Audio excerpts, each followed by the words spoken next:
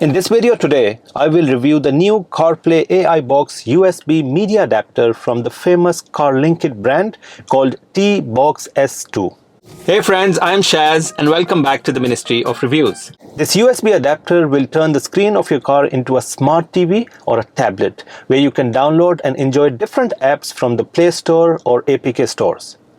This new model runs on the Android 13 system and is powered by the Qualcomm Snapdragon 61158 8-core processor, supported by the 4 gigs of RAM and 64 gigs of internal storage that can be expanded with a micro SD memory card. It's got the standard wireless iPhone CarPlay and the wireless Android Auto connectivity. This device is enabled with the 4G internet connection, so you can either insert a SIM card or connect this device with your mobile's hotspot to enjoy apps like YouTube, Netflix, Live TV, Spotify, navigation, and many more. What you get inside the box is a TBox S2 adapter, a user manual, a cable to connect the adapter with the USB plug in your car. Now let me connect this adapter with my car, and then I will test the different functions and features of this new Carlinkit TBox S2 CarPlay USB media adapter. So keep watching, guys. Alright friends, so I'm in my car. I've got the Carlinkit TBox S2 device with me. Now I'll connect this with the USB slot in my car, and then we will test the different functions and features.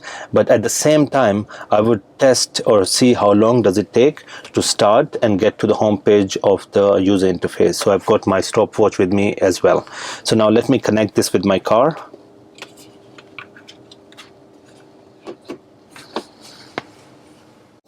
Let's start the timer.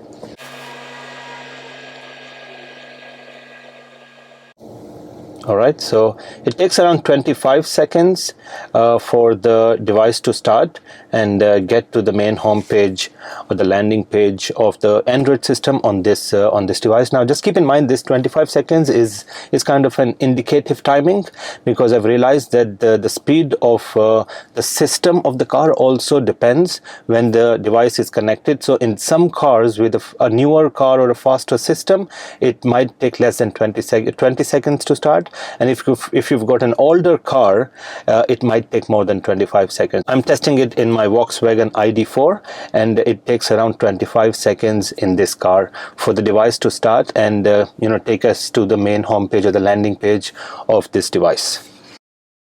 Alright friends, so this is the main home page. Now this is the Android 13 operating system, the user interface on this Carlinkit device. Let me give you a quick overview of how it works. So on the left side, you've got obviously the time and the connectivity. You've got some of the applications as shortcuts, and then right at the bottom, you've got these buttons that takes you to the full app view.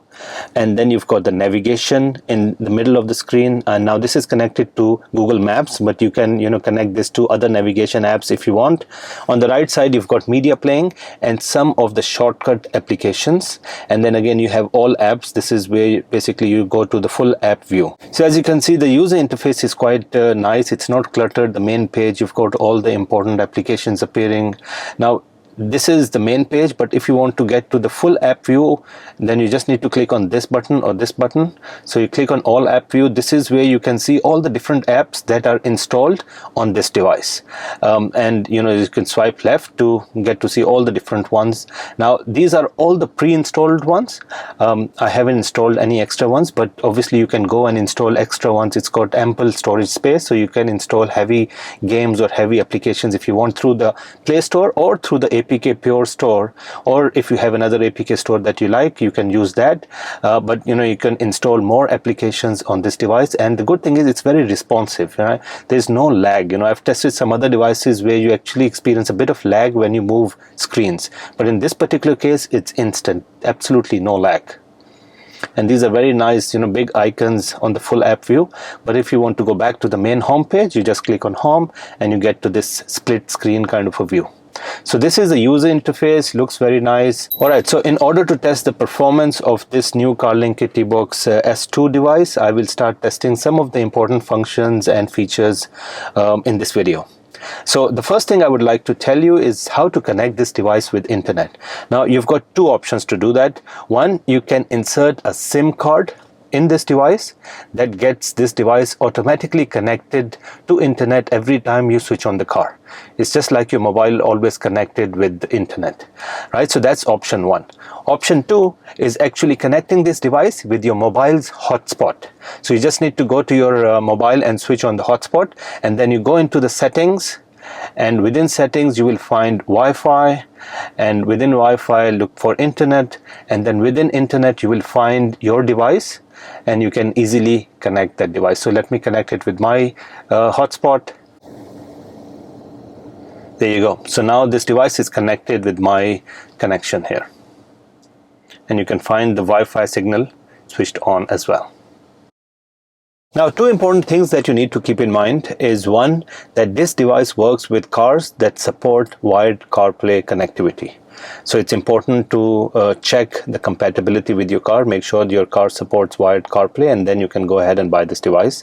The other thing is, this device is ideal for touchscreen cars like mine, but if you don't have a touchscreen car, you have one of those cars that has a trackpad or a knob control or the steering wheel control, you can still use this device. All you need to do is get one of those wireless air mouse keyboard remote controls that connects with the Bluetooth, and then it allows you to operate the device through the remote control, through the mouse cursor on the screen. And it's a very easy one. I can give you links of those kind of remote controls in the description of this video below, but as I said, this is ideal for touchscreen cars. But if you don't have a touchscreen cars, you can still use this device, but you just need to get one of those air mouse remote controls. Alright, so now let's start testing the different applications. The first app that I would like to test is actually YouTube. Alright, so I want to play one of my videos just to see if you're getting the videos right, and more importantly, I want to see if you have any audio to video sync issues. Now, I've tested some of the other devices where the audio and the video was not in sync, so it's important for us to see. There you go. So it seems to be completely in sync.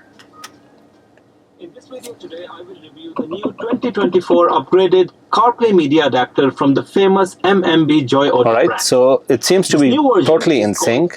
Now, the other nice thing is, because this device is connected with my car system, I can use the sound system of the car to operate. So I'm using my steering wheel controls to increase the volume or, drop it down.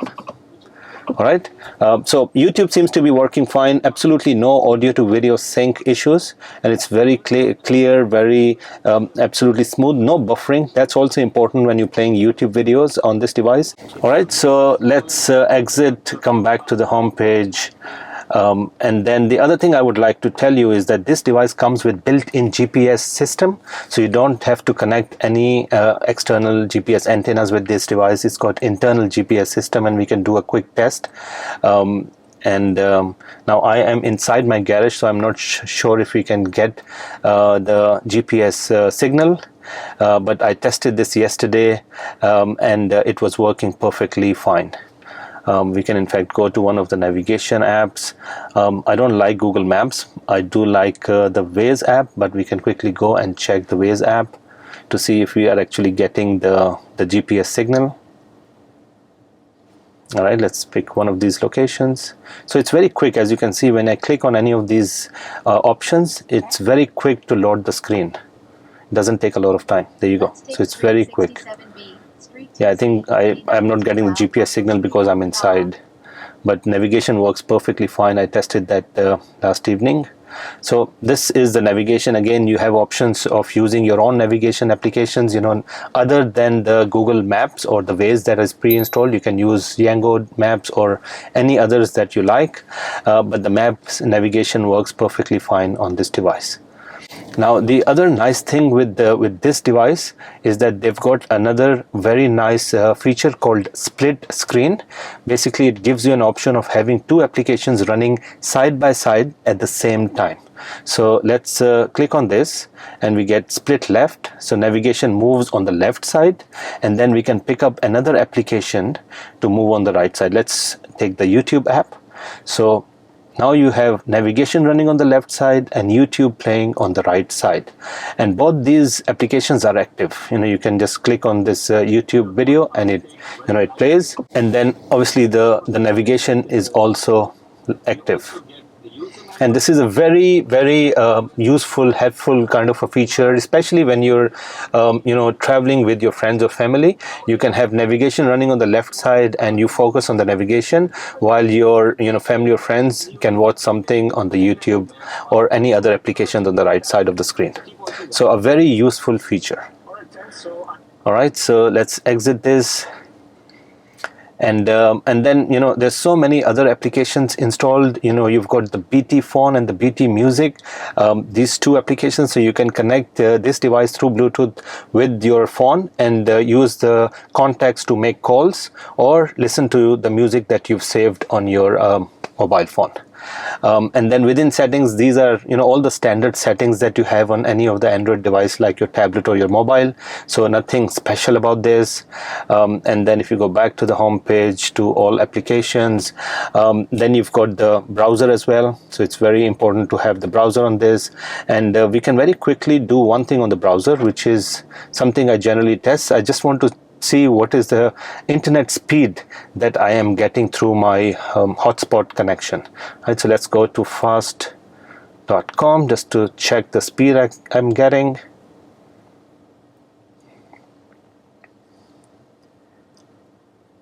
All right, so we're getting somewhere around 33 Mbps, which is decent for your car. It's not like you're streaming 8K videos in your car. So 33 Mbps is more than enough to watch stuff on YouTube or use any of the applications. Right, so let's go back to the full app view. Other than that, we've got different applications, Spotify, we've got YouTube Music as well, Netflix is there. I don't have the login details right now, so I can't actually show you the Netflix app, but it actually works. And then you can also insert a micro SD card, which I've already done, and use that to play content through the micro SD card. So I have some video, some music on my SD card, and I can quickly see if we can play that. Let's go to File Explorer and then look for some videos on the SD card. There you go. So these are some of the sample videos I have in this folder. So let's play this here. This is a full HD, and let's play with VLC.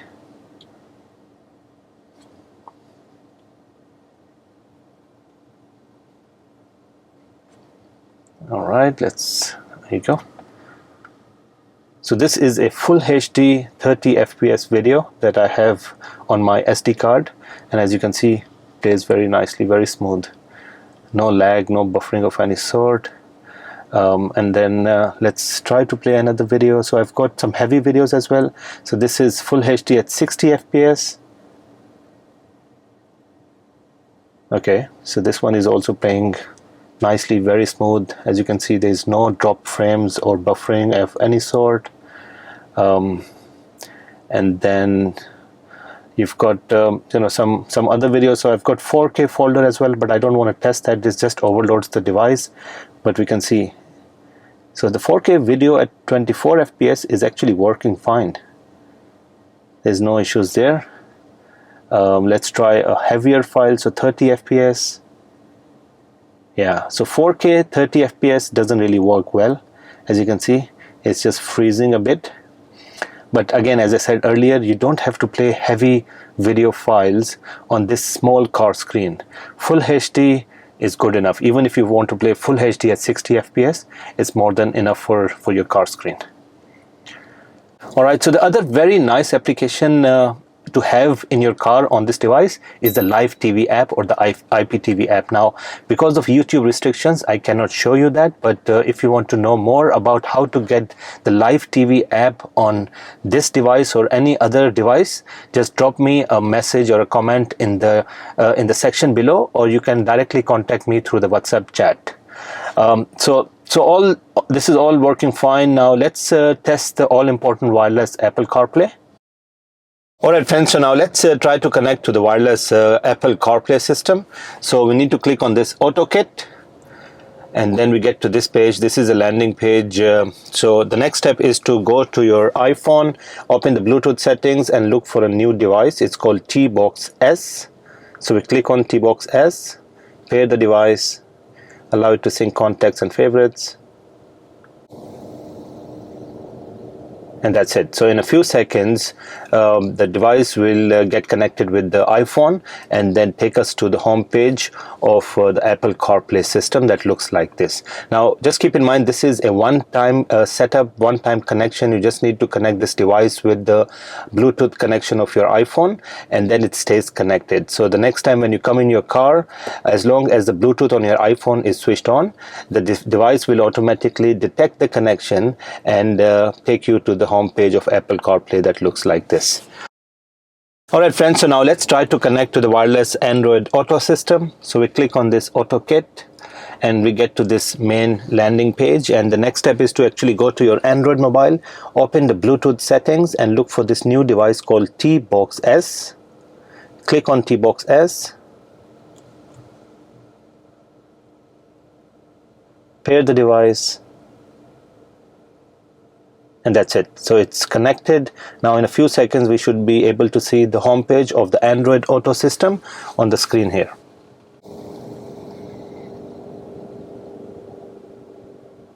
There you go. So this is the landing page of the Android Auto system.